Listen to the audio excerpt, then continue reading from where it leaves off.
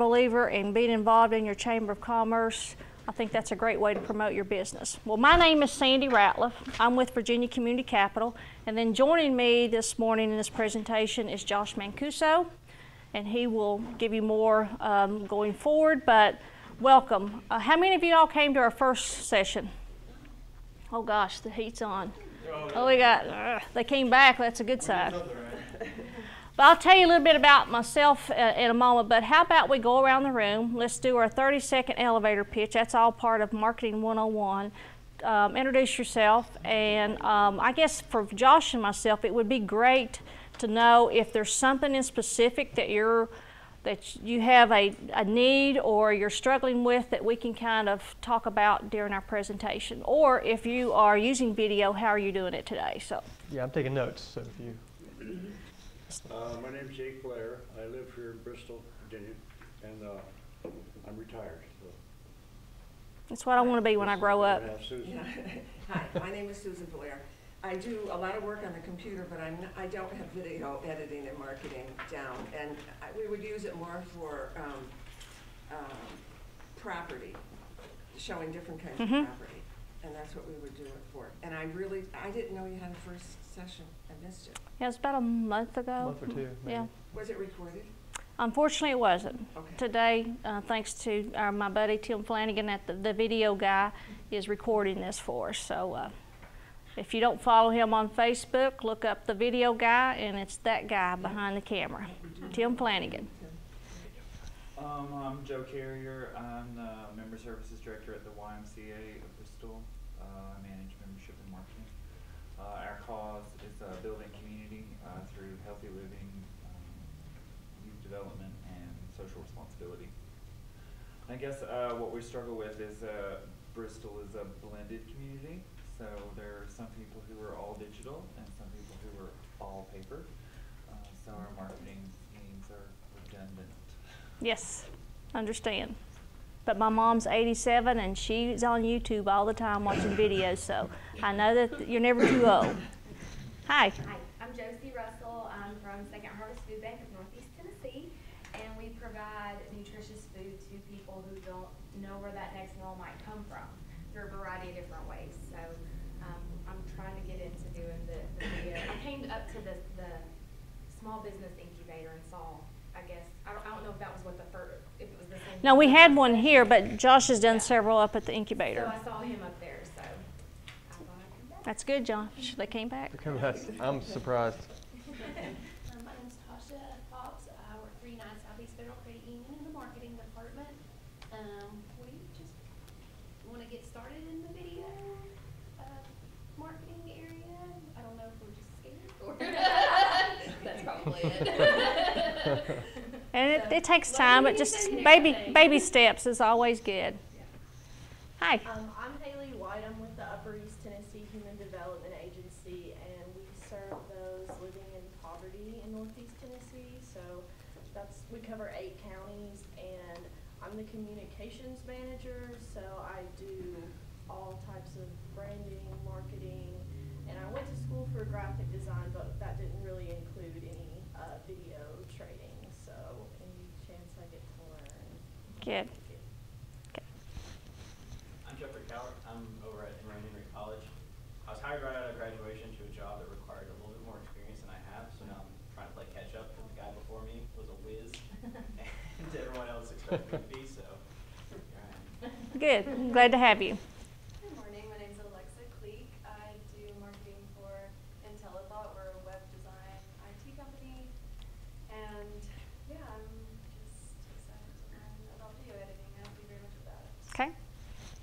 I am Nick Adams. I'm the director of a camp and team sport called Pathfinders, and I am always looking to grow ways to market. So that's why I'm here. Good. I'm Hannah Sneed. I'm the marketing coordinator at Branding Iron Advertising, and we do marketing for helicopters, healthcare, firefighting, that kind of thing. And we're just wanting to break in more to how to do the editing for our customers and use that for social media. Okay. I'm Sheila Reed. I'm the director of trade shows and events at Branding Iron Advertising, and Hannah and I are a team. We Well, good. Good to have you. I'm Rebecca Craddock, and I work for Bristol, Tennessee City Schools as communications coordinator. And we came to your last one, and we're just trying to dip our toe in that water with this social media, and I'm just afraid people are going to really slam us and make fun of us because we don't have a kind audience sometimes with parents. I mean, I'm just being honest. That's my big thing when we put stuff out there. Okay. So. My name's Casey Terry, and I'm Rebecca's assistant. Yes. I'm Lisa Hamilton. I work with Mattern and Craig in Kingsport. We're a civil engineering consulting firm. Good. We've done some videos. We have a drone, and we've done some videos of our sites, but we haven't done anything really promoting. So that's why I'm here. Okay. Well, good. We've got a diverse group. Now, for those that came to the first session, how many of you all have done a couple videos, at least started doing some filming? Good, good. You get an award. I don't know what it is. How about a Rice Krispie square? Well, it is challenging because when you put it out there, as you were saying, you're opening yourself up for someone to say something negative. But if you don't try, you're missing out on an opportunity. And I think video is probably the hottest way to market and promote, but also to tell your story. That's, for me, I think is the biggest thing is, it's what better way. I'm not a person that want to read a lot of copy. I want to see it, and I want to hear about what you do. So that's what we're doing now. So let's talk about marketing. First of all, before we get started, who we are. I'm with Virginia Community Capital. We are a nonprofit community development financial institution, Virginia-based. Our headquarters are in Christiansburg. But we're a nonprofit, which means we have access to capital, but we also have a for-profit bank.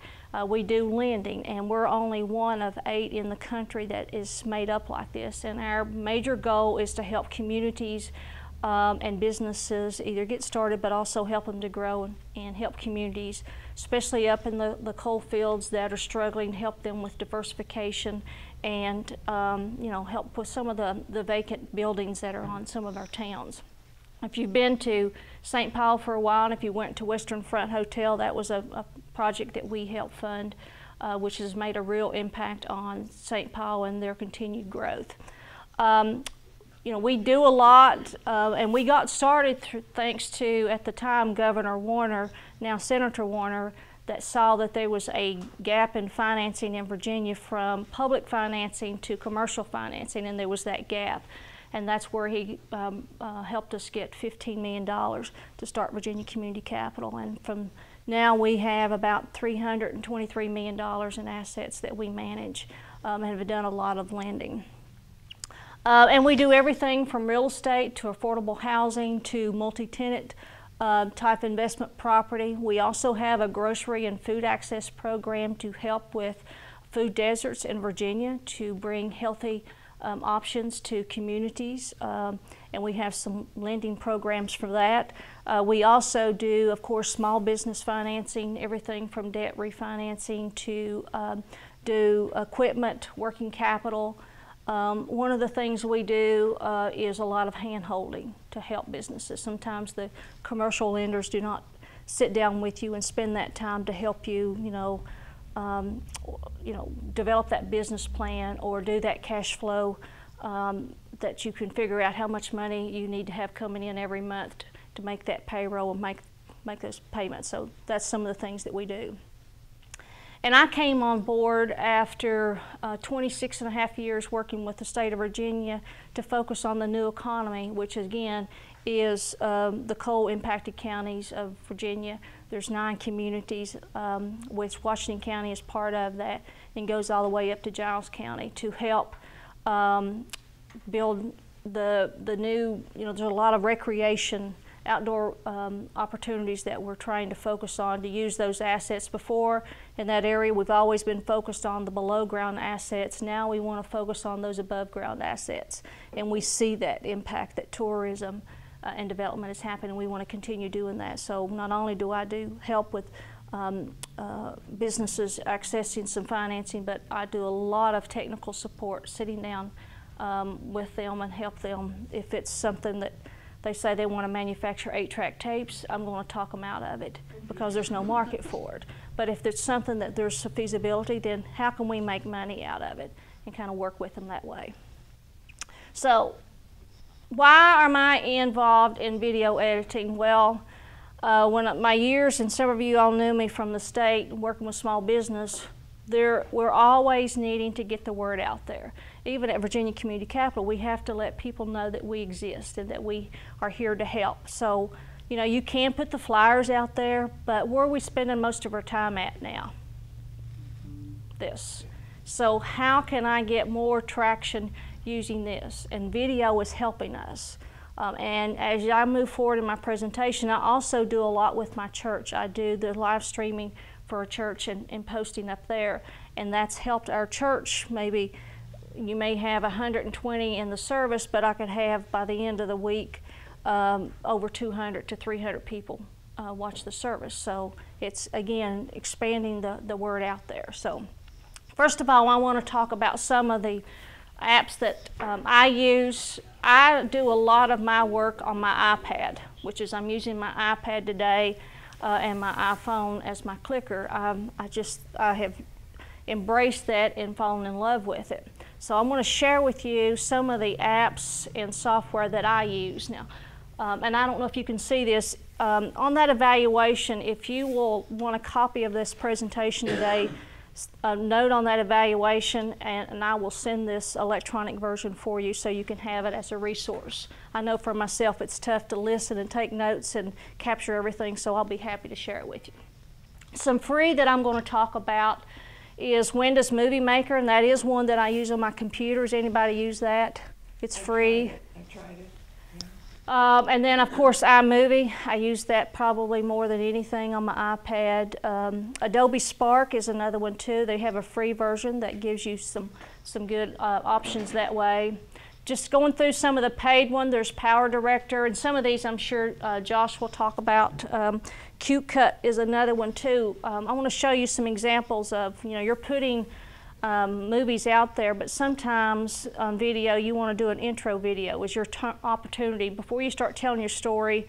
This is who we are and this is why we do our thing. So you can do little mini, you know, 15-second, 30-second little intro videos. And when I do my streaming, a lot of times I have an intro video before the cameras come on talking about what it is, the subject.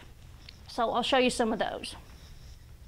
Again, iMovie, that comes on your iOS or Mac devices, and it is the Apple equivalent to Adobe Premiere and some of the others. It'll allow me to take pictures, take video, combine them, add text to it.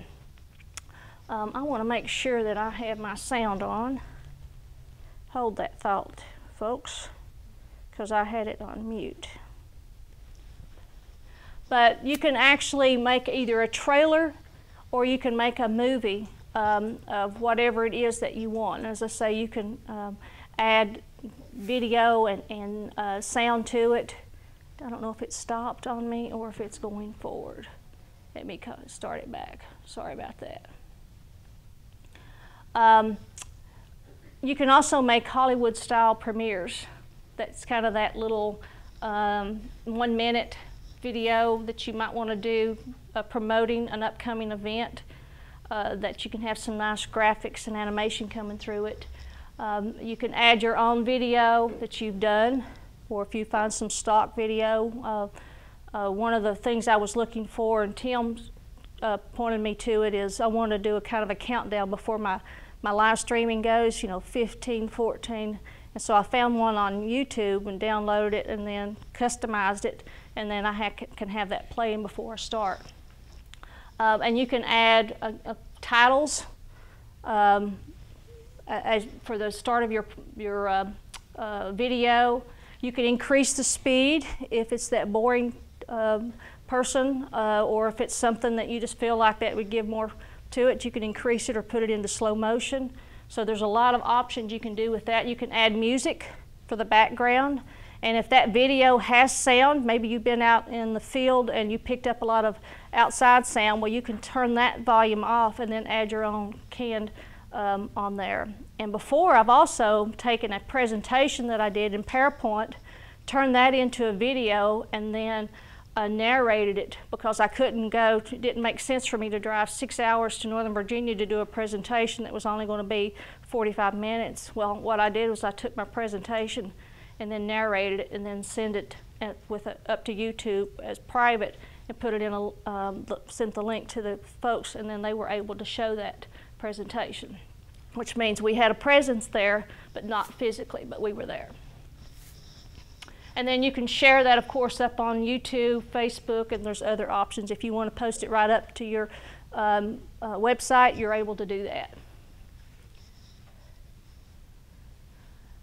Here is an example of a trailer that we did for the Washington County.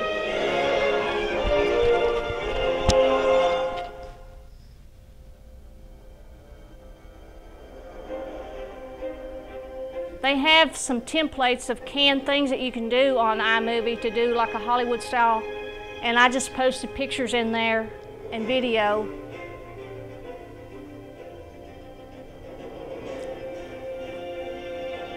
Actually, we're getting ready to do the 6th year of the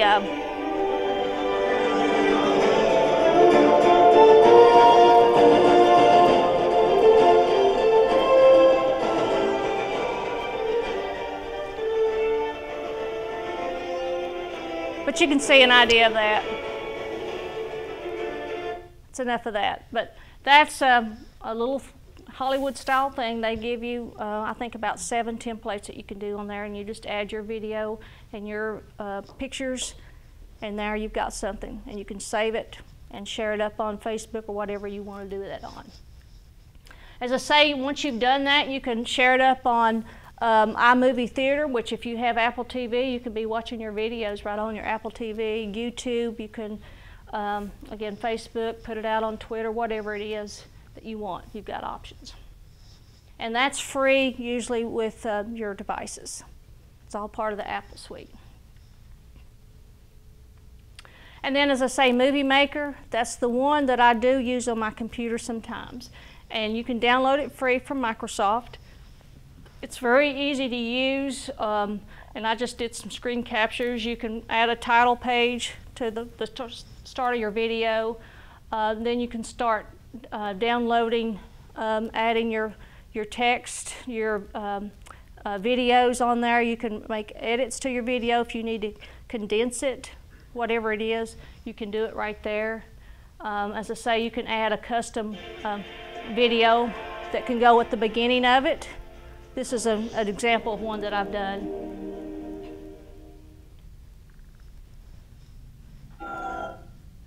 And then you put everything together, add your text. You can put a closing video or a closing call to action. What's the key is you want to make, when you do a video, make sure there's some type of call to action that people can contact you, because you're doing this for a reason, right?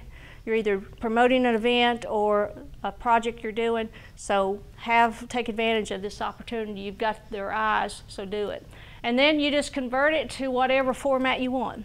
YouTube, how you want to share it, and that's basically it using iMovie. Anybody else used my iMovie in here? Okay, it's affordable, you can use it. Another one that I've used some is Adobe Spark. They do have a free version. It is limited, and of course you have that Adobe Spark logo on it, but it's an option if you're in a hurry and you want to put something out and you're cheap like me and I don't want to buy an app. You can use that. Here's an example of one that I did from my drone in the spring. I thought I heard some tractors and looked over, and I thought it was just 2 guys on a tractor, but when I got my drone up, it was actually 3 guys working in tandem trying to get the hay down, because it was when we had a wet spring and there was only a wind of opportunity you could put up some hay. And I actually sent some pictures of this, and WCYB used it on their newscast that night. But that's an example of using Adobe Spark. And again, you can add different types of videos, put your whole movie together. You can add your own music and then your text and however you want it. Another one is Movie Spirit. You can add slow motion to that one. And it's $7.99, but you can do pretty much everything else. So there's tons and tons of apps out there to try.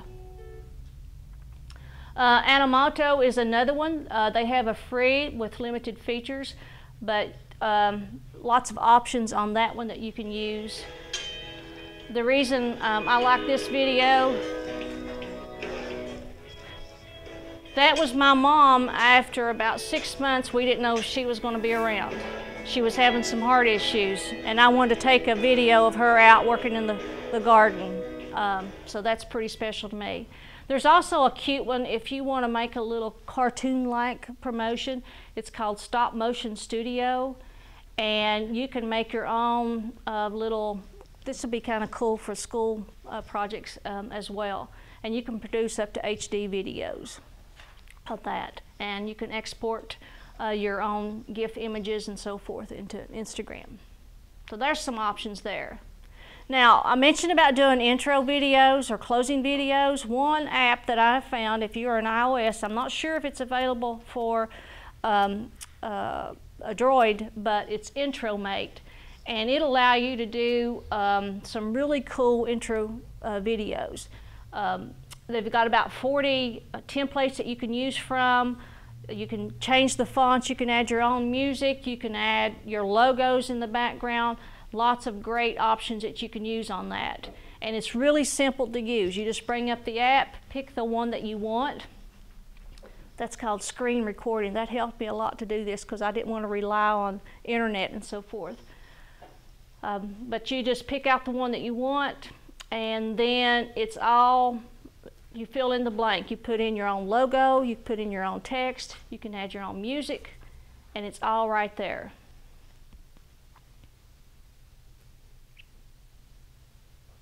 Anybody ever done one like this? Have used anything? This could help you at the college too, in some of the videos you do. You could do some customs, put the Emory and Henry logo up through there, all around it. And you can tell it's really, really hard if you're a speed typer, you know. But this has been a lifesaver for me. It's coming, it's coming. So I'm you hurrying. took a picture of your screen, is that what you're saying? No, to make this, Yeah. I recorded You my. recorded your screen, yes. what you were doing, okay. It's actually available in the new version for your iOS. See, I don't have my, yeah, I have an iPad, I don't have the. And then you can save these up to an HD format, 4K quality. So you can do it if you've got tons of memory on your devices, you're all set. But I'll forward on. I'll show you some other examples. Here's another example of one that we do. We do the new knowledge sessions every Wednesday at the Virginia Highlands Small Business Incubator, and that's the closing screen that I created for that. So after I finish the stream, before I finish, hit stop, I'll have that one as the closing video that people see and watching it. And then again, here's another call to action type thing at the end of a video that you can promote. So that's some examples of an intro and closing videos that you can use. You're only limited to what your ideas. That's the great thing is, but that black monitor sometimes can be intimidating, but you just start working on it and you go with it. I mentioned this at our last session, and I wanted to mention again, another great way if you're going to be doing some promotions on Facebook. Has anybody ever heard of making square videos? What it is when you put a video up on Facebook, it'll allow you to use that upper part and lower part to promote your business. So you can put your name, company, and the how to contact you, and that's when your video is playing up on YouTube or Facebook, then you've got that opportunity. Instead of that canvas that's going to waste, now I'm using that blank canvas to promote. And here's some apps that you can use Square Video, Square Size, and Square Fit are all apps that I've used in the past. Okay, that's enough. Some other options you might want to do, depending on your budget and what you're trying to accomplish. There's one called text video where you can just basically add text to all through your video. How many of you all started out creating a video and you had your iPad like this and you realized halfway through it I screwed up because you really want your video in landscape? I admit it. I admit my problem. Well, this helped me out. Crop video allowed me to crop that upper part and lower part and then turn that into a landscape video that I could use. Been there, done that. And then there may be some time that you want to add videos on top of videos. You could maybe have one playing on one side and one on the other, but you wanted two going at the same time. There's called a videos and videos. Those are all apps that you can use on your iOS device. And then don't forget to live stream. And I believe that is Tim Flanagan right over there, the video guy. We talked about this last time. One way to create video content is streaming, and I've never seen such great opportunities right now to use that's free, especially with Facebook Live. YouTube has now opened the door for live streaming, so you have opportunities there. One thing that Tim hooked me on that I'm using a lot is called Switcher Studio, and what that allows me to do is I'm doing the video, I'm actually producing it. I'm adding the graphics, I'm adding the text to it as it happens, and I don't have to go home and spend an hour editing it. I've done everything as it's happened, and this has been a lifesaver for me personally.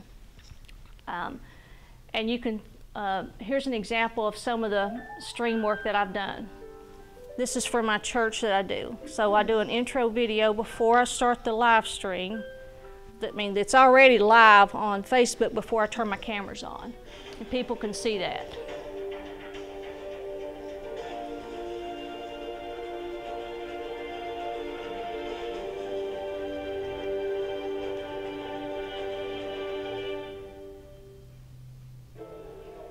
And so you can have multiple cameras. I think you can have up to 6 cameras, isn't it, Tim? So you can be, again, I'm like doing the Oscars. I'm producing it right there on my iPad. And you can switch back and forth between cameras. You can have text come up on the screen, which I have First Christian Church of Abington.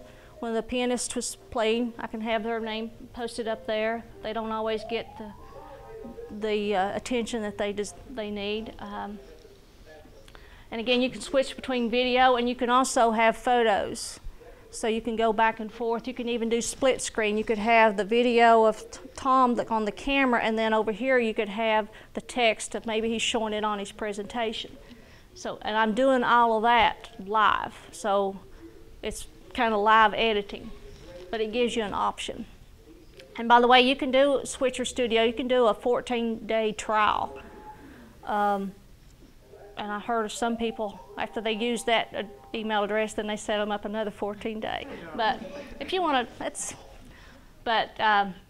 just an option you can use that I have found very beneficial for me. Sandy, you were using your iPad or your phone? I use my iPad. I'm doing it, and then I'm using all my iPhones and set them up in different parts of the sanctuary. Okay, so you have multiple phones. Mm-hmm. Okay. And see, with that, this app, you can enlarge it, zoom in and zoom out. It allows you to control the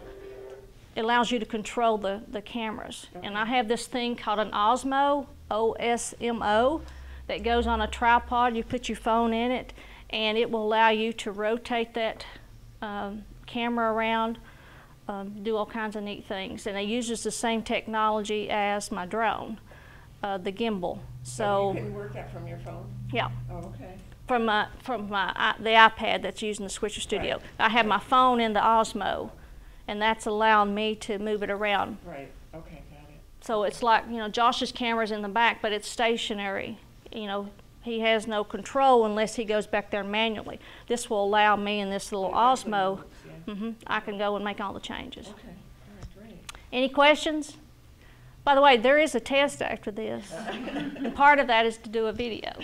But those are how I use it, and a lot of it is the cheap way. I'm not easy either, but I want to save $1. And a lot of my stuff that I'm doing it free. But now I want to, we're turning it over to the guru. By the way, here's my contact information. If I can ever do anything for you, if it's just you have a question, just pick up the phone, call me, or send me a text or an email, or we'll see you in social media land. But I'm going to turn it over to the guru. The guru. The That guy. is. That's a big word. Are you guys? Why did I choose that picture? I don't know. Are you confused at all? Is anybody? Are you overwhelmed? Yes, I am. Okay. A little bit overwhelmed. Does the prospect of having to produce videos, does it make you like nervous? Not too bad? Okay. Like, you know, because I feel like sometimes when we come up with a lot of technical information and we give you a lot of stuff, and it's like you go back and you're like, I gotta make sense of all this. And I think the number one thing that you should do to be using video is just to start doing it. Because if you try to master it all before you get into it, you're not going to be able to do that. So you've got to really just honestly just go in there and start doing it. Start recording stuff. Start, you know, open the apps that Sandy suggested. Just open them up and just start playing with them. That's how you'll learn to do it. Is just simply by playing with them. That's really how a lot of people learn. A lot of people now, even video professionals, they're self-taught. They didn't go to school for this. You've got high school kids that can make amazing videos, and a lot of them have not taken any classes. They just simply learned on their own. There's a lot of YouTube tutorials as well that can help you with that kind of stuff. So, yeah, gosh, okay, about me. I'm a filmmaker, actor, marketer. I really focus a lot of my time on helping businesses and organizations tell their story in whatever way possible. Video is where I lean most of my time, and where I try to point people to. I think video is the most powerful way to tell your story. But I do help marketing with marketing consulting, things like that. So I'm happy to help in those types of ways. My company is called Minkuso Entertainment, and then I've got a wife and just one, and three kids and a cat. Do I just swipe this? Yep. Yes, I do. So easy. That's great. All right, a couple things. I'm going to go over just a few additional platforms that you can use for video editing. So Adobe Premiere is what I would consider a professional level video editing software. But it's not so difficult that you couldn't go in there and figure it out. If you have a Mac and you use iMovie, it's like iMovie except just more robust than that. So it allows you to do almost anything. So we make everything that my company makes, we make in Adobe Premiere. So for you guys at Branding Iron, I would say if you have a Premiere, I would go that route. Some people use Final Cut as another option. I just like Adobe Premiere. I like the Adobe software system altogether. I think it's $20 a month to have Adobe Premiere, which is not that bad if you're considering that, you know, huge organizations and huge production companies are using Premiere, and it's only $20 a month. So you can absolutely get that for a decent price. Another one that's pretty cool, Headliner. This is one that I would absolutely write down and go check it out. The website is headliner.app. You can upload video you've taken into their system. It's all web-based. You upload it in there, and then you can cut it really easily. It's very easy to edit, and you can add captions to it. And that's something I wanted to mention to you, is that when you create videos and you put them online, I don't always do this. I'm guilty of not doing it enough, but you need to caption your video. Because if somebody is at work and they're scrolling social media, or they're in a meeting listening to a guy like me and they'd rather be on social media and you guys are like checking different things, if you see a video, you're not going to be able to listen to it, but you can see it. And so if you can see the words come up on the screen as captions, that does a lot. I would say if you're able to caption videos, do it almost every single time that you can. So Headliner is a really good option for that. It's really easy. I mean, honestly, I used it one time. I never used it before. I opened it up and put a video in there and had captions, you know, like 10 minutes later. So it's not too bad. Again, just get in there and play with it. Rev.com is just a captioning service. So I like this a lot because if you don't create your video in Headliner, you can take your finished final product video, send it to Rev. They have a human who transcribes your video and sends it back to you, or sends you the captions back to you, and you just put the caption in your video and you're done. It's really easy. It's $1 a minute of video. So if you have a 2-minute video, you're going to pay $2. It's really cheap and easy. I would just go to rev.com and check out how you can add captions to your video. I think that's really important. Especially, that's if you have someone talking in your video. If your video is just music with images, that doesn't matter. But if you've got someone talking, which most of the time you should have that in your video, you're going to want to have captions as much as possible. Pixaloop. Pixaloop is a really cool thing that I just discovered. And it's only available in the App Store. I don't know if it's on the Android store or not. I have an iPhone, but I know it's available there. And it's essentially taking a photo that you have, you upload it into Pixaloop, and then you can animate parts of that photo.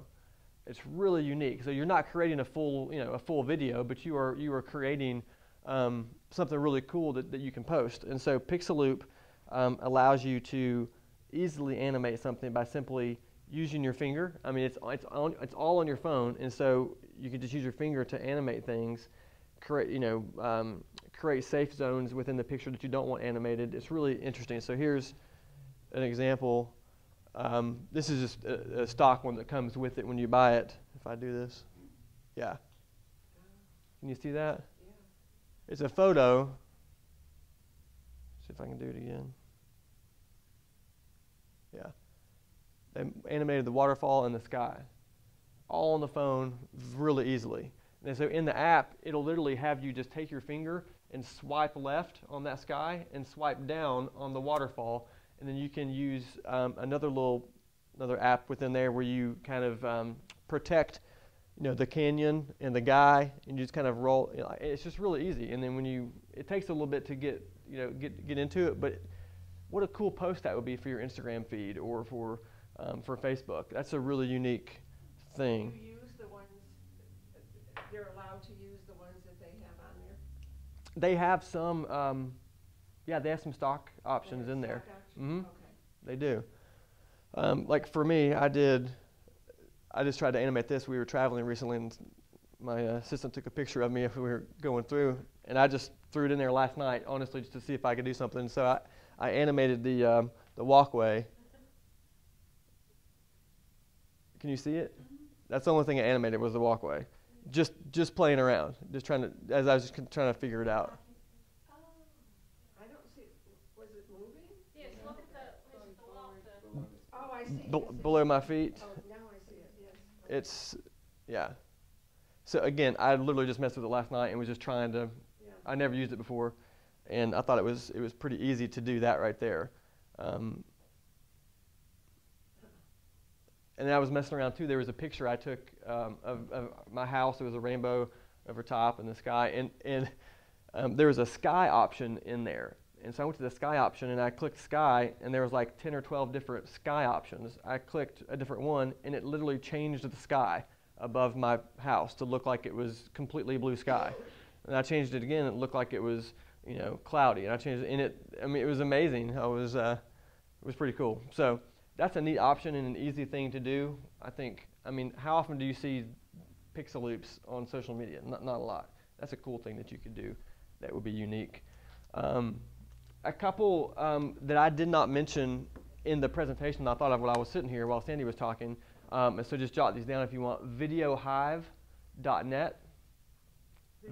Video Hive, like a beehive. Oh, Hive. Mm-hmm. Okay. Videohive.net is a pretty good resource for finding some stock footage, finding some basic video help. So if you wanted to take your logo and animate it, how at the beginning of videos or movies they have an animated logo that comes in. It's usually really crazy. You could get a little plug-in to go with whatever program you're using, iMovie or whatever, and you can put your logo in there, and it will animate it for you. You can just export it out. So if you have a logo and you want it to do something cool, and you can put that at the beginning of all your videos. So there's just options like that you can use. Again, like if you go to that site and you're like, you know, why isn't it just right here and I can't just find it immediately? You're gonna have to spend some time getting into it. So that's one thing I want to make sure everybody knows, is that video is an investment. Like, it's gonna take time, but the payoff is worth it.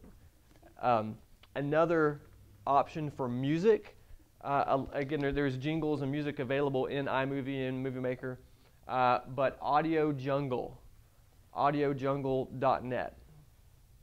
Video Hive is also .net, but audiojungle.net. One of the things that if you're going to put videos out there and you're going to have music in them, it needs to be licensed music. Like, you couldn't just put, you know, Taylor Swift songs. Why would you do that anyways? But you couldn't just put Taylor Swift songs into your video and then put it on social media. Now, you could, like, if I had a video right here I was showing you and I had a Taylor Swift song, that would probably be okay, because the only people seeing it are you right here in this room. But if you put it on the internet, somebody's going to see it, they're going to flag it because it's licensed by Taylor Swift and her empire. So this is all stock that you can actually... It is. You have to purchase it, though. So you're looking at $10, $15 per song, some maybe $30 per song. It depends. Most of them are like 10 or 15, maybe 20. And you can find like cinematic music, you can find rock music, you can find blues, you can find everything in there that you would want to use. Again, there's stuff already in iMovie and other platforms, but if you want another option, there it is. The music can really make the video rock or... Oh, yeah. And you just have to be careful that you're not using something that... That's why usually these services are already... Yeah. Yep. Okay. Questions so far? No. Everybody's tracking? Right here? Okay. All right. We're all tired of looking at me on the walkway. Creating micro content. So we're kind of shifting the presentation. This was titled Video Editing and Marketing. We're kind of shifting from editing and into more of the marketing side. So this is just a few ways I'm going to tell you how to create micro content. And what that means is not just creating one large video, which is something that you should do, but how to create regular content out on social media regularly, all the time. Because honestly, at this point, you can't post too much content. You just can't. There will be some people that will say, well, you should post 3 times a week on Facebook and once a week on... No, you need to post every chance you get all the time on all social media channels. It's a game at this point. It's a game, and it's a race to the top, right? You need to be posting and being in front of people as much as you possibly can. So you can't post too much video content, can you, Sandy? No. See? She's like, that's right. That's right. Whatever I say, she just says yes, and I give her $5. So this is some examples of how to create quick videos to put out there. One is vlog. Now don't roll your eyes like vlog. This is like, a teenage girl being like, hey, today I'm going to the mall and I'm going to go over. Like, it's not that kind of vlog, okay? All right, so that's the old vlogging that you would normally think of. This is vlogging, which I mean just simply documenting everything that you're doing. So it is making use of your phone. It's holding it up like this and videoing yourself doing things. It's holding it outward and videoing what you're seeing so the audience can see what you see. And I have a guy that's in my ear all the time. That's one of my coaches, and he's always like, "You're not documenting enough. You got to do more. You got to do more." And this is my job, and I'm like, "I'm still not doing enough." And he's like, "We want to see more. We want to see more." And so, what people want to see, I think, a lot of times, is to peel back the curtain and see the behind the scenes kind of stuff. So at Second Harvest, I think people would love to see, and you're doing this, but see the warehouse, see how does this whole thing happen? Like, I make a donation and... Sorry, that's That's all right. That was a beautiful jingle. That's somebody at my room doorbell. Somebody at your door right now? Yeah. Okay. Do we need to stop Do you and have go any see? video? I can turn that off. No, it's okay. I don't right now. So behind the scenes kind of stuff. I think at the school at Emory and Henry, which is my place of graduation, I'm an alumnus. What year? Is that the word? 2003. Yeah, it was a while ago. Yeah. So I think there's a ton of content that you guys should be cranking. I think ultimately what I would do after this meeting, if you have time, I would go home. Don't go home. Go back to work, unless you work from home. Go home. Go to work. Darn it. Where am I? Go to work and write down all of the types of content that you could create. What are things happening that you do on a daily basis that people would find interesting? Even if you don't think they would find it interesting, they probably would, because they're not you and they don't know what you do or what you're doing. They want to know. People want to know. Josh, there's folks that have YouTube channels that they have lawn service, and they tell you the struggles that they have running their business, or an example of a breakdown, or there's guys that, I mean, people that are doing different things. But you get sucked in, and they can have 1 million subscribers that watch. They put content every day up there, and that's your entertainment each day. It's kind of like you're living a soap opera through them. I mean, in a way. It's like the Truman Show. You guys see the Truman Show? Yeah. But honestly, the content that I put out myself and for my company, we put out some professional stuff. But what gets the most engagement is like this simple like cell phone stuff that we just all of a sudden whip out, and we're like, oh, this is funny. Let's do this. There's a mouse in the office. Let's video about how dumb it is, and we're like, that gets more engagement than anything.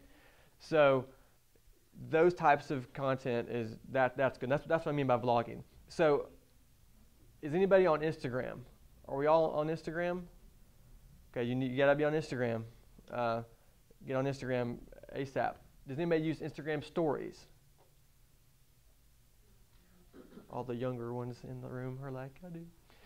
Instagram stories is a great way. It's like Snapchat, but not in that you can post a photo or a video or whatever to your story, and it's there for 24 hours and then it's gone. And so that's a great way to just kind of keep updating people on what you're doing and what's going on, and keep your stories updated with interesting information. It can be difficult to put yourself on camera sometimes. You just got to get used to it. You just got to start doing it, right? I mentioned Facebook stories and live video. Live video is great for events as well. So like downtown Johnson City, I live in Johnson City, and so like I go to a lot of events down there. And so a festival or a concert or something that's happening outside, you'll have their marketing person is just walking around with her phone up, just doing this, like it's all live, and she's just videoing, oh, we've got this band over here playing this, we've got these vendors over here doing this, and it's all just a live video for 4 or 5 minutes, but it's cool. I mean, I think do that. Go walk around your warehouse live and just show people what's going on. Here's that. Because when you go live, there's a notification on everybody else's Facebook feed that says so-and-so just started a live video, watch. And a lot of people are I mean, I just tested it one time. I was in my office, and I just had a conversation with my wife about how she's too young to know anything about 90s music. And I was frustrated, and I was like, this is ridiculous. Why are we married? And so I just turned on my Facebook and just started a live video, and I was like, look, I got to tell y'all something. My wife, she doesn't know 90s music. I don't know if we're going to make it. Like the whole day, it was just like a funny little thing. And people were like all about it, and they were like, that was the funniest thing ever. And I just thought of it in the moment, and just, it was just something funny to do. So live videos are a great way. A piece of this too is personal branding. This is different for some of you than others. Some of you are like, you're the face of your company. Some of you are not. But Nick, I would say for you, like you're probably the face of Pathfinders to an extent. And so personal branding is important. So behind every company or organization is a person or people. And so we want to see faces. We want to see, who are you? What do you do? We don't want to see inanimate objects. We don't want to see things like that. We want to see who you are and what you do. All right, I'm going to go a little faster from this point forward. All right, testimonials. Testimonials are the number one most effective type of video content out there right now, according to Curata, the people at Curata. I would agree with that 100%.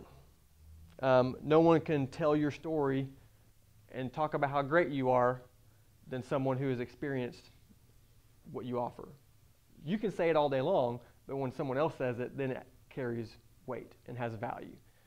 So this could be done a number of ways. Obviously, you could hire a professional, and I've done this for people before, where the company or the client will bring in their customers, their clients throughout the day. We'll set up a camera, and we'll just run them through. You know, they'll come in and talk about how much they enjoyed working with your company, and then the next person will come in, like in 15-minute increments, and we'll just video them all. And then we'll go back and chop all those up into 30-second, pieces or whatever, and then provide our client with, here's 25 testimonials for you to push out over the next 2 months. That's one way. Another way is of course, to do it yourself, either with a camera if you have one, or with your phone. And this might be, as you're interacting with your customers, with your clients, with the people you serve, hold your phone up for them and ask them if they would just simply speak for 30 seconds on what it's like working with you. I don't know if you feel comfortable doing that or not, but I think most people would not say no. I think most people would probably say yes, and that's been my experience. They want to help you. So I think get them on camera talking about their experience with you. That will go a long way. These are easy things to create. You could do a testimonial and not even edit it. Just record it. And if they do a good job, then it's over. That's it. If you need to edit it, put it into iMovie really quick and do some basic editing. You don't need a lot of bells and whistles. You don't need, Star Wars music behind it or anything like that. Just crank it out. Your end game here is to push out content as much as you can. So I would lean on documenting and more than creating, right? So just get stuff out the door. You don't want it to be bad. Make sure it looks good, but you don't need to. Don't make it a Hollywood movie all the time. It's okay. Just get it out the door. Another option for creating quick micro content would be product videos. 90% of users say that product videos are helpful in the decision-making process. And we probably would all agree with that. I mean, if there's a demo or a product video to watch, that would probably help all of us in that. How-to videos, demos and tutorials, and Q&As.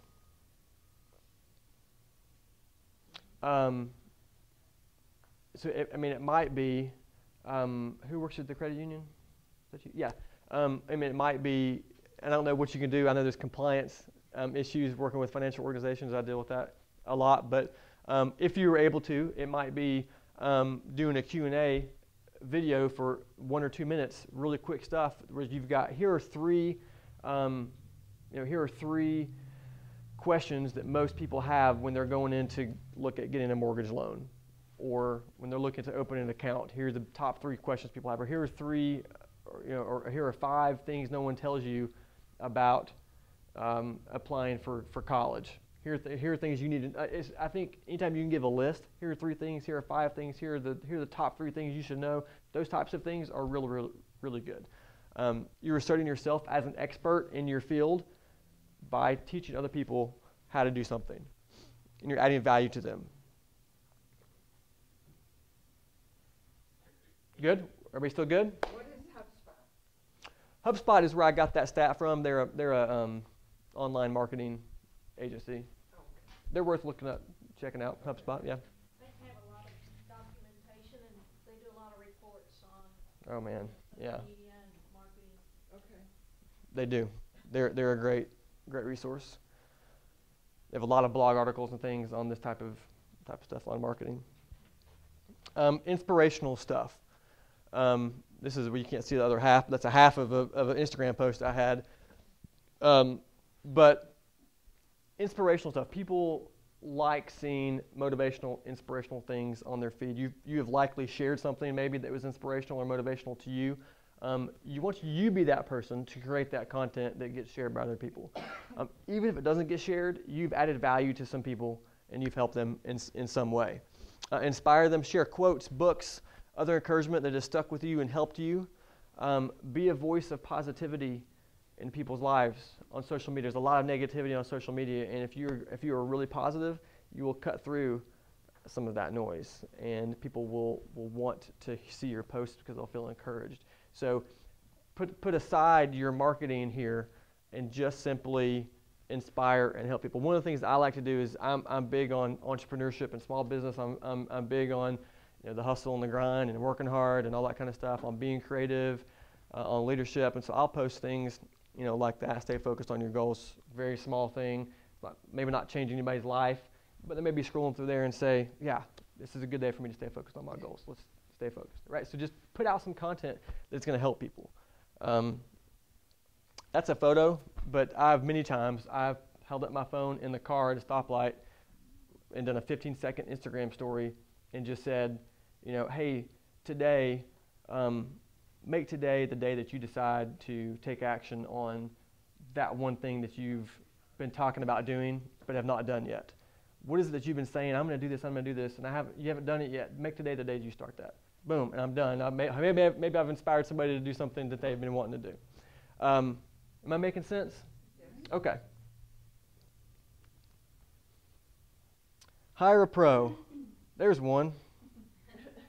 Sorry, I use photos of myself because I'm afraid to use like Google Images, because if I put this online, I don't want somebody getting copyright issues with me. What? Are you telling him to be quiet or what? Oh, no, he's fine. Yeah, he's fine. No. Oh, this guy? Oh, yeah, I was telling him to get out of the way. I'm the boss, and you don't matter. No, I think I was telling we had some talent. We were shooting a video on a big white backdrop, and there were some people standing up there, and I was telling them to scoot over like that. Funny story, if I may.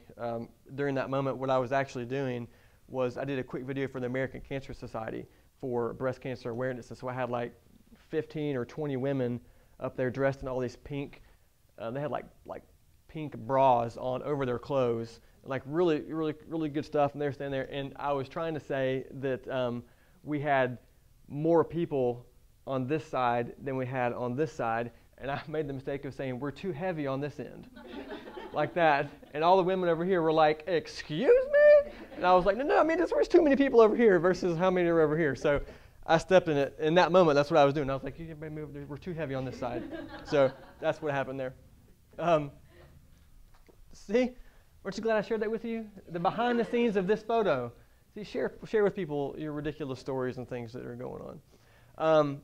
So in this case, I would say, if you're going to hire somebody to produce a video for you, which I think is something that you should do because you need some professional, really well-made, produced content to put out there, hire somebody to create one main video for you that is your video. This is an About Us video. This is a video that we're going to show to everybody when we go speak somewhere, when we put on our website, all those things. Here is the video, or maybe a series of 2 or 3 videos, whatever, but this is like the main stuff. So in doing so, I know, because that's what I do for a living, when you create a video for somebody that's an about video that's about their company, we collect so much content. In an effort to get a 2 to 3 minute video, we've got hours of content and footage we've captured. And so we whittle that down into the best, right, for this short video. But what about all that other stuff that didn't make the cut? It's still valuable. And so we can take that stuff and chop it up into 30-second bites, small little bite-sized clips that you can push out on social media. I mean, just for an example, I was in Houston and Santa Fe for a company that we were shooting video for. We're making one video about each location, one in Houston and one in Santa Fe. So 2 videos, but we've got a full day of production at each place, and so they're going to get like 25 micro clips out of this, plus the main videos, just because there's so much content. And so that is something to think about. If you do hire somebody, make sure you tell them, hey, I want the video, but I want 10, 15, 20 micro clips edited together, quick stuff that you can push out. So that's a great option for that, and it just makes your dollars go further. You know, from my perspective, I'm not going to charge somebody more money. I mean, they're going to pay a day rate to get our services, and whether we're shooting for, 7 hours or 10 hours, or whether we get, 25 gigabytes of footage at the end or 100 gigabytes of footage, is the same, right? Now, the editing cost may be a little bit more because it takes a little more time to crank out that much, but that is a great option. Events. I kind of mentioned this already, but doing the live stream with the video guy, Tim Flanagan. Absolutely use Tim Flanagan. He's not expensive. He does a good job. And if you want something live streamed correctly, just don't ask me. Honestly, I don't do live streaming, and I'll flub it up. But Tim will do a good job. Facebook Live and Instagram Live, both great options for live video. I kind of talked about that already. If you have an event of some kind that your company's put on, just get some cell phone footage of it. Hold your phone up and get just footage of people gathering and doing whatever. I don't know what kind of events you have. I'm sure at the schools you have lots of events. Do you guys capture much video with those? A little bit? Depending on what it is, yeah. I mean, it might be even assigning somebody who you know is going to be at that event. Hey, while you're there, will you just mind getting, maybe 8 to 10 shots with your phone of whatever's going on, if it's a sporting event or whatever. Now you've got some content. You could put it together really quickly and then push it out. Obviously, speaking or presenting opportunities, I'm videoing this today.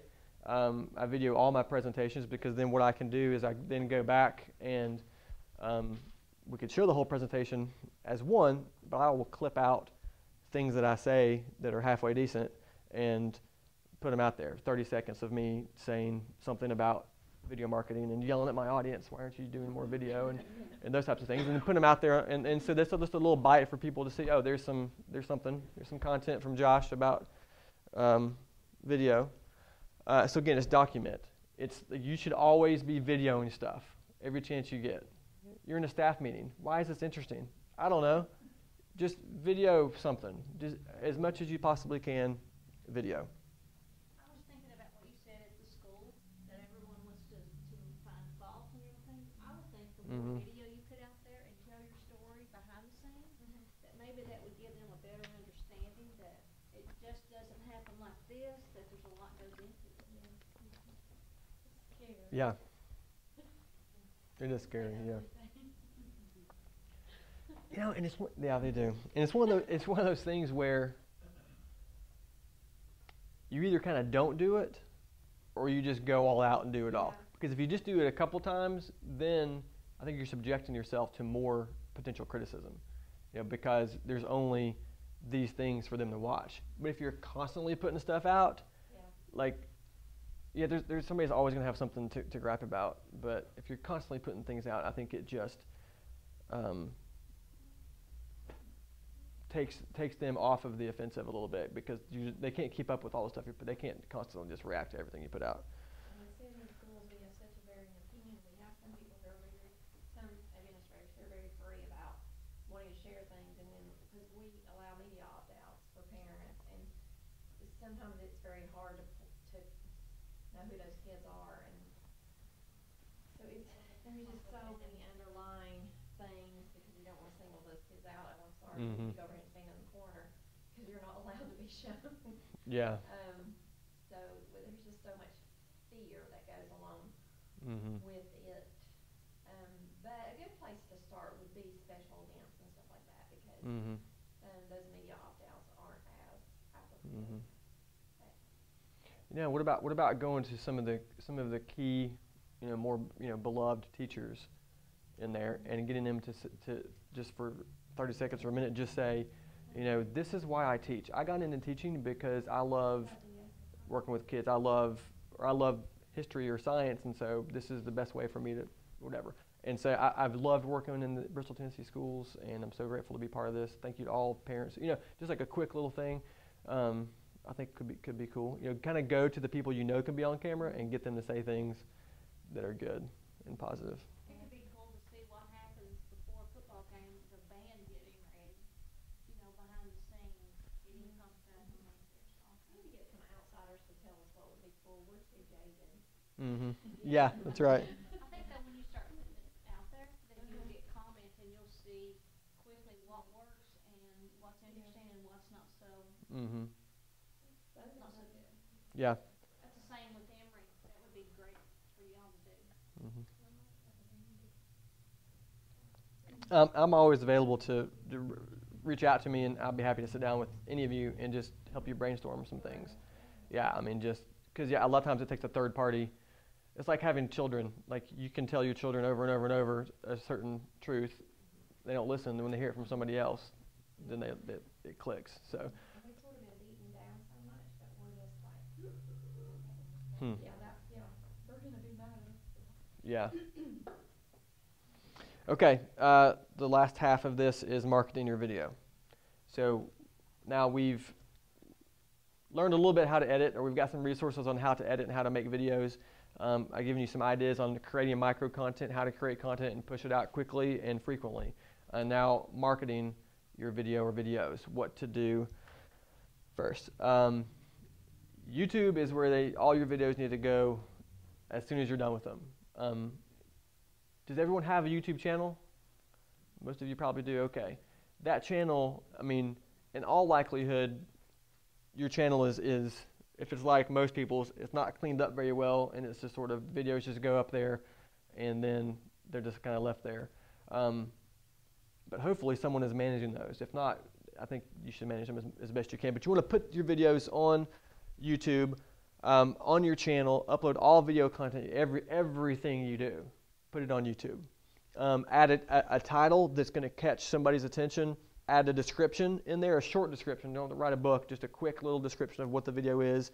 And then do your tags. You can tag keywords in there, add keywords in there that people would be looking for based on what you do. So whatever your video is about, just put a bunch of keywords in there. The reason for that is that you are building what's called search engine optimization, which is your rankings in Google. So if someone is searching for what you do, you are more likely to come up in Google if you have video content on YouTube. I mean, vastly more relevant than not having video. In fact, this stat says companies using video receive 41% more web traffic than companies who don't use video. That's because everybody's using Google, the #1 search engine in the world. The #2 search engine in the world is YouTube, which is owned by Google. And so when you search something in Google, you can filter your results. You can look at all the results. You can look at just news. You can look at images. You can look at video. That video content is mainly YouTube stuff. It's other stuff too. It's Dailymotion and some other video sites, but it's mainly YouTube stuff. And so you're just going to boost your results by doing that. That's why I say just upload everything there. I'll talk a little bit more about how to get your videos to other social networks. But Vimeo, you ever heard of Vimeo? Vimeo is a real professional-looking hosting site. So I actually use Vimeo and YouTube because I use YouTube for the search results I'm going to get because I want to load it up with content. I use Vimeo when I'm sharing videos with clients because it's clean and polished. There's not really any ads. On YouTube, you'll be watching a video, and over on the right-hand side, you've got all the other suggested videos, and you're like, what the heck is this stuff? Like, it's got nothing to do with what I'm watching. I don't want to see, cats doing stuff. So in Vimeo, you don't have that. You're just watching the video that you produced right there. So consider Vimeo. They have a free option there. YouTube. Any questions about YouTube on how to upload video, what to do? Again, you get into YouTube. You've got channel art. You can make a great image for your backdrop there. All those types of things.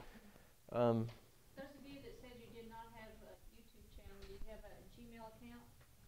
If you've got a Gmail account, you've got a YouTube account. Use the same one. That's true. If you have a Google account, Gmail, you have YouTube. It's all the same. That's okay. Bye, guys. Good to see you. Facebook.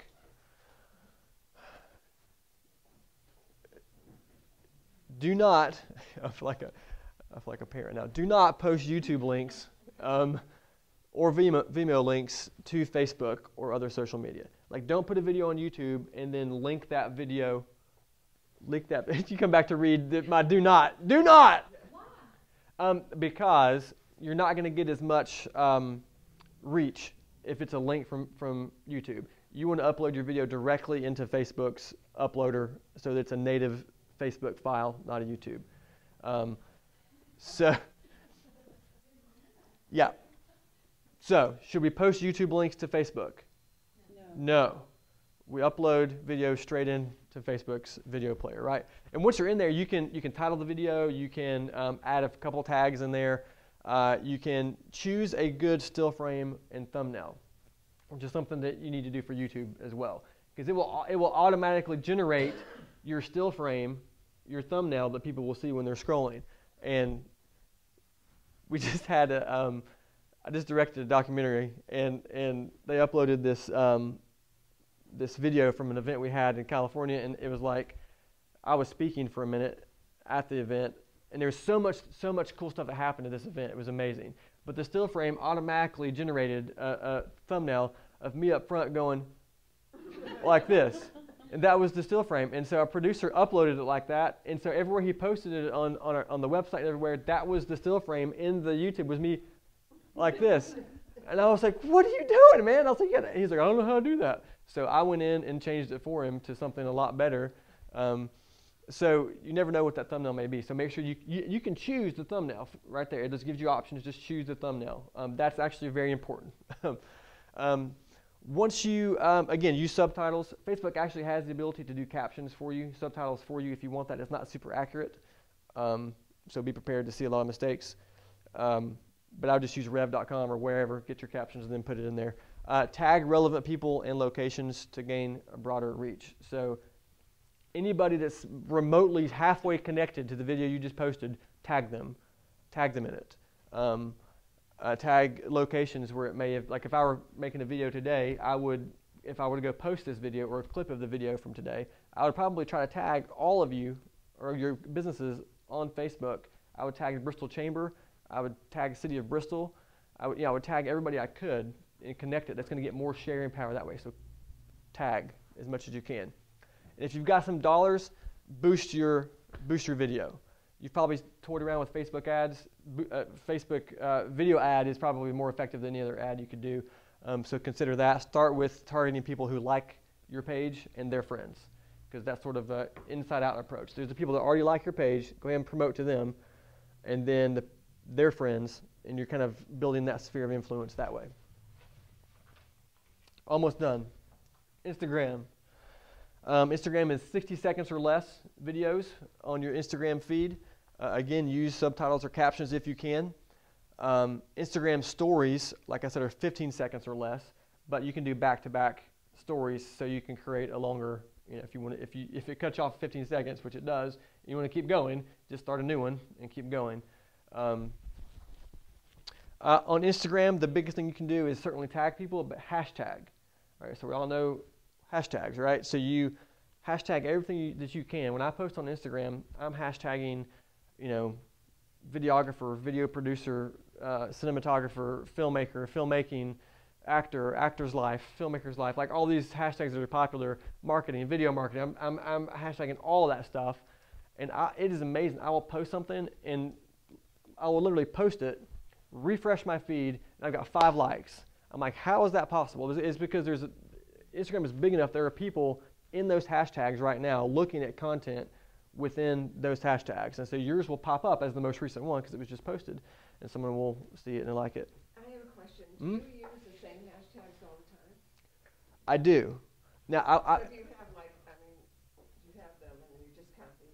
Yeah, some people actually put them like in a document on your computer and just copy and paste them into the post, or on your phone, I should say, because it's Instagram. So you can do that. You can do that. Yep.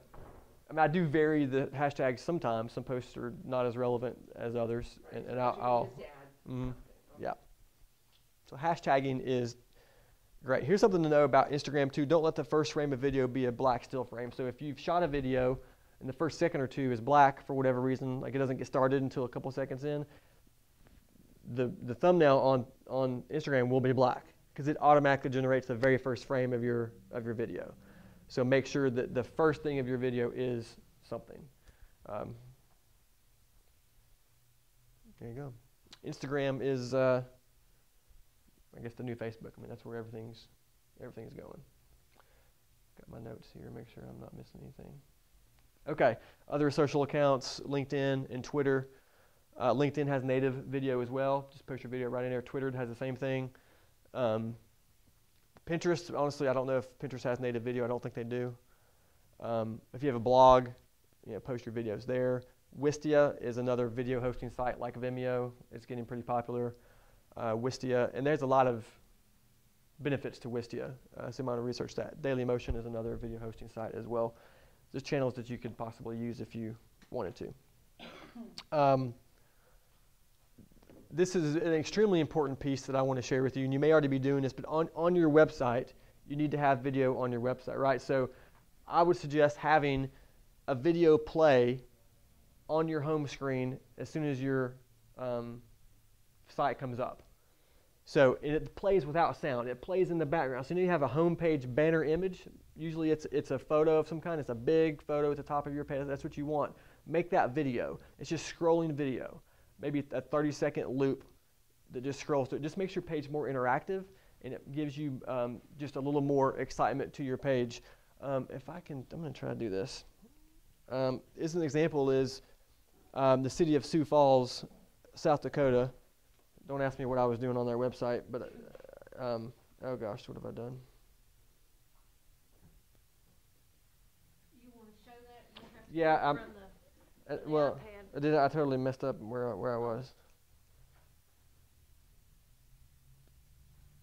Okay.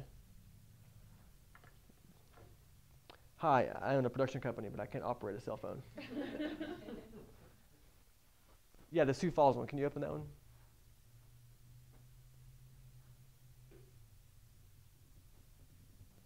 Thank you, Sandy.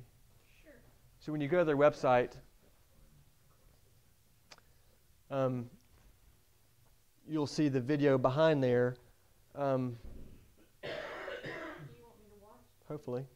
Well, it should automatically start playing. It may be just slow right here. And now.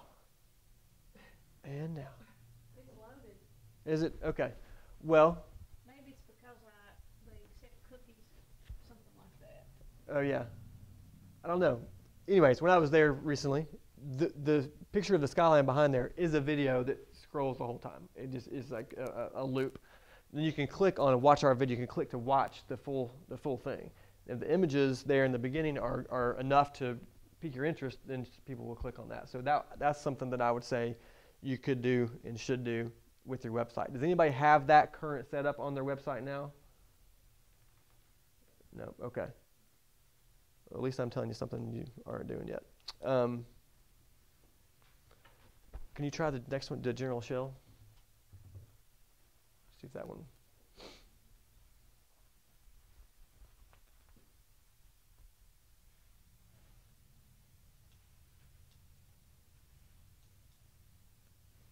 Okay, Sandy, and then can you go up to the top there to videos? So this is a good example of having, and just clicking all videos. They have a good video library on their site. This is something good to do. Are you in real estate? Yeah. Or, okay. That could be a good option for you, and I think for a lot of people to have a library of videos on your site. It may just be simply that your web host, your web designer could just link your YouTube page to the site, have all those YouTube videos automatically populate in your website, which is something people do quite a bit.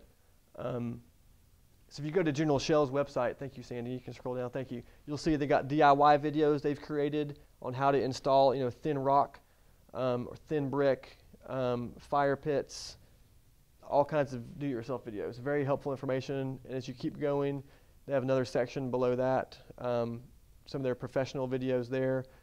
We're doing like a monthly news episode, it looks like. Ariscraft, which is a type of stone that they use on how to do those things. And then they got like what they call inspirational videos. So they have a great video library on there, which is pretty nice. And you're thinking, wow, I wouldn't think General Shell would have that. But that's a great thing to have on your site. Thank you, Sandy. That's all I need from that. You're awesome. Wow. That's why you get paid the big bucks for doing these presentations. So hopefully that's helpful.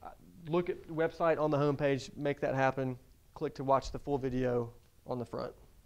Last thing I want to tell you in terms of marketing is email. The last bullet point, video and email leads to a 200 to 300% increase in click-through rates.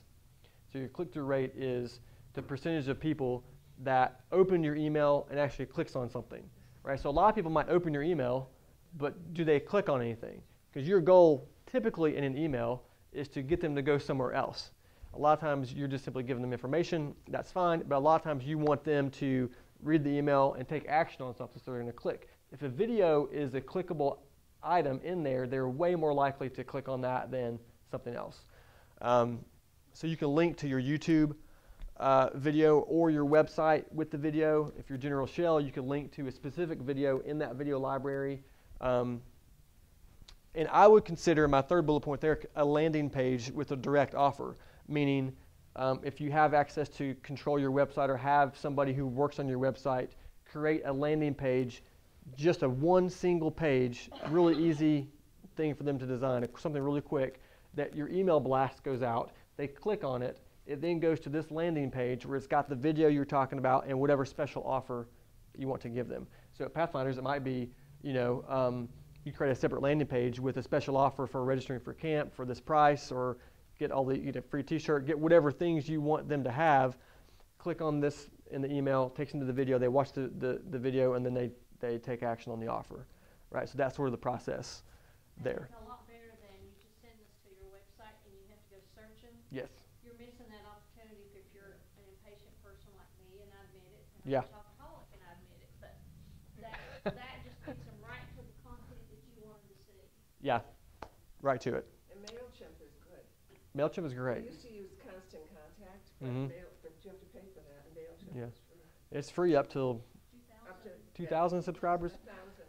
Yeah, and most small businesses are not going to have more than 2,000 subscribers for the most part. If you're maybe universities and some others will have more than that, maybe even a camp because you've had kids throughout the summer for years. But MailChimp's a great option. It's really easy to use. And YouTube gives you shows you exactly how to put it all together too.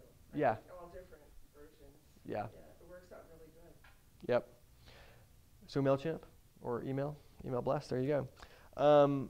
Here's a couple other quick options. Put the video to the top of your Twitter feed or Facebook page. You can pin something to the top of your account. You may want to make that the highlight piece of your account, right? So you can pin it to the top of your page. Look at doing that.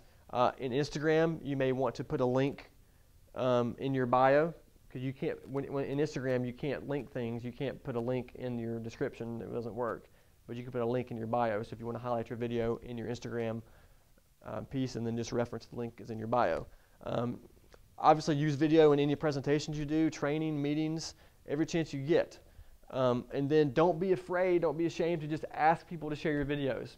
Hey, we just put this video out. Would you mind sharing it? People that are loyal customers that care about your brand, alumni, people that are invested in you, ask them. Just straight up ask them, will you share our video? Most of the time, they will. That's it. Try to make your videos personal and relatable. Tell a story. Always keep it clear, simple, and concise. Before we close out, I'm going to pitch something to you really quick. A shameless plug. I mentioned that I directed a documentary. It's called Coming Home. It's about a young man. He is Indian. He's actually from Bristol. He went to King University. And it's a really interesting story. He graduated from King. His father died right after he graduated. And his father was a big part of his life, obviously. And so he found himself very lost as a young man, not sure what to do. And so he had never been to India. And he thought, hey, I'm going to write a book on my father, because his father was this incredible man in India. He worked with children in the slums, did amazing things over there. And so he was going to write a book. Jeremiah is the guy's name. And he realized he can't write a book. He'd never even been to India. So he goes to India for 40 days in his father's footsteps. And that's okay. And so he's there, and he captures all this footage. This was like 12 years ago. Captures all this footage, brings it back. And so now 12 years later, we've taken all his footage. We've put it together in a documentary. We interviewed him and some other key people and created this documentary about his journey over there and how what he discovered was not just his father's heritage, but he discovered the intense poverty that lies in India, in the slums of India. So he came back and created, a year later, a foundation called the Caleb Hope Foundation that works with children and youth in the slums of India. I mean slums. I mean, it's bad. And so they do education, all kinds of things with them, health, and they work with children and pull them out of those situations and get them into a better place. So that's the documentary. It's being screened November 2nd, Friday. It's a Friday night, November 2nd at the Paramount. And so we're having it's a fundraising gala. And so tickets are $75 per person for like the VIP. That's where you get some free drinks and red carpet photos, those types of things going on. And then if you just want to come to the film by itself and just see the film only, it's $10 per person for that. So I just wanted to mention that to you. I would appreciate it. Any support you have. I directed it. Jeremiah was the executive producer. We had an initial screening in LA, which was really cool, in Beverly Hills, and it went over really well. And so now we've got this screening. We've got screenings in New York and in North Carolina and different places. And so we're pitching it to Netflix and other people. So we'll see what happens, but I'd love to have some support at their local screening here in November. That's it. There's my contact info. Of course, if you want to reach out to me at any point, feel free to do so. Any questions? We finished right at 9 or a little bit after. We almost got it. A couple minutes over. It was great. Thank you. Very informative, yeah. Good. I have a question. Yes. For Instagram, is there a source that you can find what hashtags are the best for what you're doing? Yes. Yes. In fact, HubSpot would be a good place to look for that. They have a lot of data on that kind of stuff. I know they do. There's another site. I'm trying to think of their name right now. I can't think of it at the moment. But if you Googled best hashtags for different, I mean, you probably find some good things there. But HubSpot's a great place to start. Yeah.